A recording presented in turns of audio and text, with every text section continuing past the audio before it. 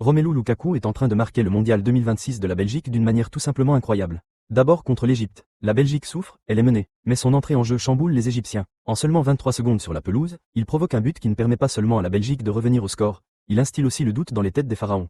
Contre la Nouvelle-Zélande, rebelote. Il entre en deuxième mi-temps et, une minute plus tard, dès sa première touche de balle, il marque de la tête. Un but qui ne vaut pas seulement le 4-1, mais qui replace également la Belgique en tête de son groupe.